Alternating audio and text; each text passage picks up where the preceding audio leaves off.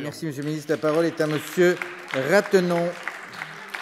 Monsieur le Président, Monsieur le ministre, au mois d'octobre dernier, j'ai été reçu à Matignon par les services du Premier ministre pour aborder la question que j'ai soulevée concernant l'affectation et la mutation des fonctionnaires ultramarins. Je suis personnellement sollicité sur plusieurs cas de jeunes ultramarins qui ont été affectés dans l'Hexagone après l'obtention de leur concours. Pour ne citer que le cas d'une jeune mère de famille qui a douloureusement abandonné son concubin, sa maison, ses biens pour venir dans l'Hexagone prendre son poste d'affectation. Mais pire, le père et l'enfant de 3 ans sont séparés depuis. Dans un autre cas très récent, j'ai rencontré un couple marié depuis 1 an, dont le mari est fonctionnaire territorial et la femme accouchera dans quelques semaines, va être affectée, la femme qui accouchera dans quelques semaines va être affectée en région parisienne du fait de sa réussite à un concours national. Là encore, il faudra faire un choix douloureux entre la famille et l'emploi puisqu'aucune solution n'a été trouvée. On peut évidemment imaginer que sur le territoire hexagonal, les fonctionnaires puissent retrouver leur famille chaque week-end lorsqu'ils travaillent loin de leur foyer. On imagine difficilement faire la même chose pour les ultramarins. Aussi, Monsieur le ministre, au regard des expériences vécues, des divorces, des fonctionnaires qui renoncent à leur poste, des familles brisées, des enfants séparés de leur famille, peut-on encore penser que cette gestion coloniale connue de tous est encore acceptable?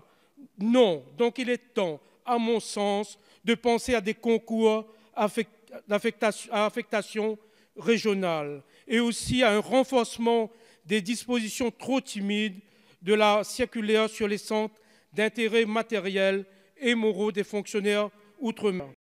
Ne serait-il pas temps, Monsieur le ministre, d'abolir enfin cette injustice qui continue à faire des ravages dans les outre-mer?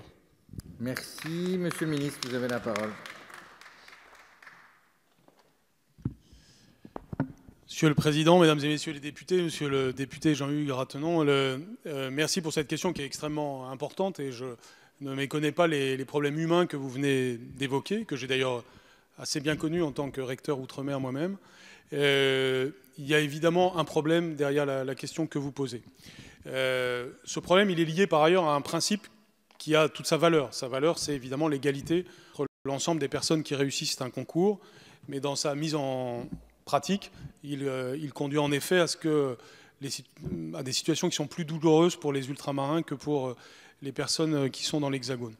C'est pourquoi dans les réformes futures que l'on peut envisager, il y aura certainement des évolutions en la matière. Aujourd'hui, il n'y a pas une indifférence complète à cette situation.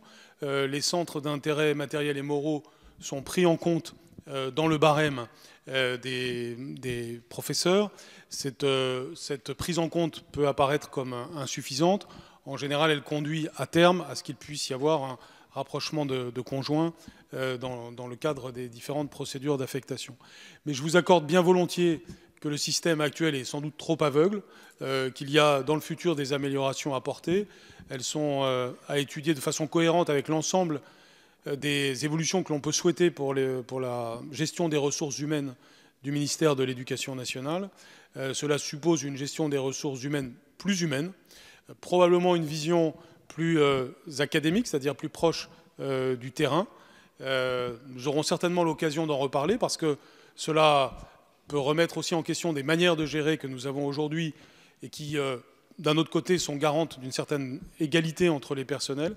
On doit donc être très attentif entre du respect à la fois du principe d'égalité entre les personnes qui réussissent le concours et des spécificités qui caractérisent chaque région et en l'occurrence les régions d'outre-mer. Donc j'entends très bien votre attente. Elle sera au cœur de certaines réformes que nous aurons à faire dans le futur. Merci.